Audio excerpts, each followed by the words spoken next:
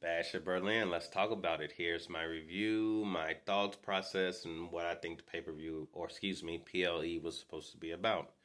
First thing first, I'm going to say that is the longest fucking kickoff show ever. They need to shorten them motherfuckers, or they need to add some matches or some kickoff matches or some stick to it. Like, Hunter, damn, that I almost tapped out because that was really, really fucking long. There's only so much of fucking Michael and Biggie and The Miz you can listen to. Just saying. We start the pay-per-view off right. We have Kevin Owens and Cody Rhodes. This pay-per-view, PLE, excuse me, gotta get used to saying that. I grew up in pay-per-view era. Sorry. 37. That's my era. This was a good match. We knew this was going to be a great match. These are two veterans of the game that knows they stuck dizzle. They know what to do. What really stood out in this match was the psychology of the match. Kevin Owens pointed out that, hey, man, you got a flat tire. And when I beat you, people are going to be talking shit saying, hey, you only won because he had a bad leg. From the start of the match, Kevin Owens kept looking at the leg. Cody kept saying the leg is fine. They're screaming at the match like, hey, man, give me your best. Kevin's indecisiveness is what cost him this match. Good storytelling, a good way to have him lose. Because like I said, they kicked out of stunners, kicked out of crossroads, all their greatest hits. He had an opportunity in a match, Kevin Owens, to go for the leg, but he didn't do it, and that ended up costing him. At the end of the match, we thought that Kevin may have dropped a stunner on him and did something, but no, he raised his hand, put him over, said, hey, you're the guy, this, that, and the other. There was no universe that Cody was losing this match, even though I want to see Kevin Owens with a major title or some type of title. And that's not being a secondary character to everyone. I want to see Kevin have something around his waist. He's too good of a worker. He's too good of an asset to the company. Like, we have to make Kevin great again. Just saying. Next up, we have these four beautiful women that put on a great match that the crowd was into. I was into it. These gals worked their butts off. Jade Cargill, Bianca Belair with the Unholy Union. Great match. They have beautiful chemistry together. Jade is getting better and better and better every time she come out there. Her confidence is on a level 10 right now. Bianca is just LeBron James at this point. Their counterparts are innovative. They found ways around their strength that was believable with their speed, their craftiness, their storytelling. Great. I'm shocked that they lost the titles. I am. I thought it would have made a little bit more sense if they retain it and we can see a little bit more of this.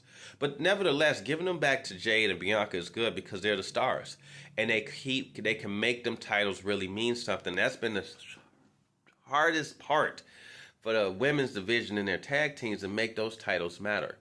Those two on the right-hand side are going to kill that shit, and they're going to do it. Right team won. Now, the strap match. These two guys, CM Punk, Drew McIntyre. I mean, the right guy won. The match was very meh to me. Nothing really stood out, and this is just my opinion.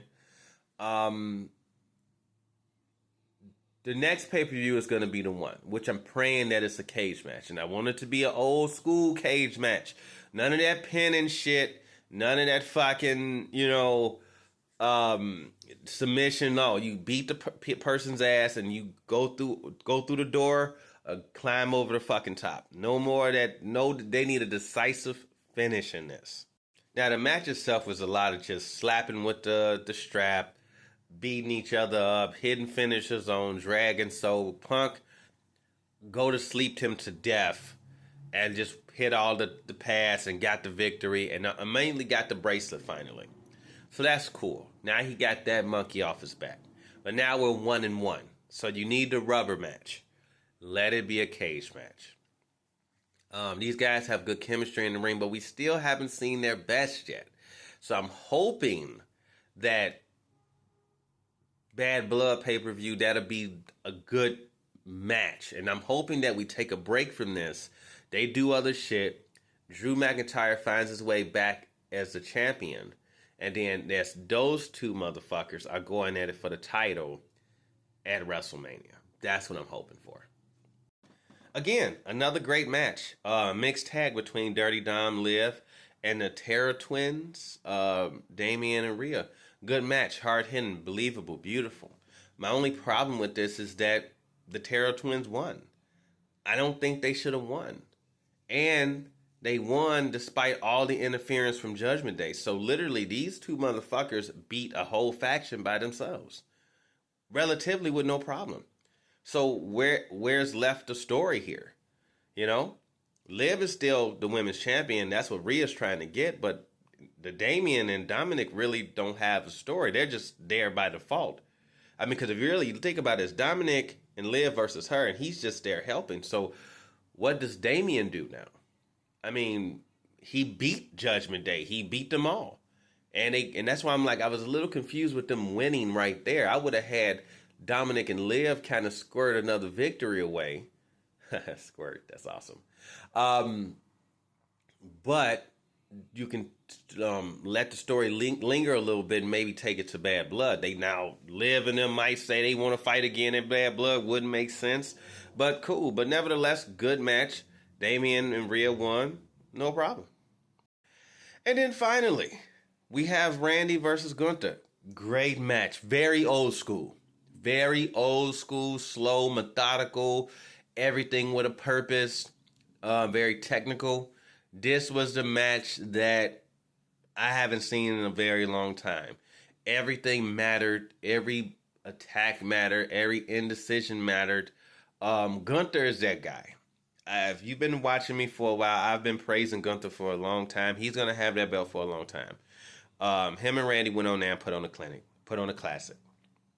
I'm not going to say the Ric Flair and Ricky Steamboat that Orton said, but it was definitely in that conversation. These guys, I would want to see one more. Actually, I really would. I want to see a 3. The fact that Gunther won clean with no help is beautiful. That's important. Like I be saying, that's important. You know, Kaiser was there doing the intro and putting them over, and I was like, is he going to make a play in the finish? I hope not. He didn't. Randy looked great in defeat. Randy is at the fucking twilight of his career. He's it's automatic mode. Randy looked great. Gunther looked great. The crowd was into this. Great. It's just a beautiful. The end decision with Randy passing out was good. I like that as a finish a lot. That made a lot of sense. You know, you didn't want to see Randy get pinned, and you didn't want to see Randy tap. Him just being a tough son of a bitch passing out, just of a guy that just put it on him. There was a spot where Gunther fucking chopped the shit out of the back of his neck, and you saw the sweat and everything going there. I'm like, damn.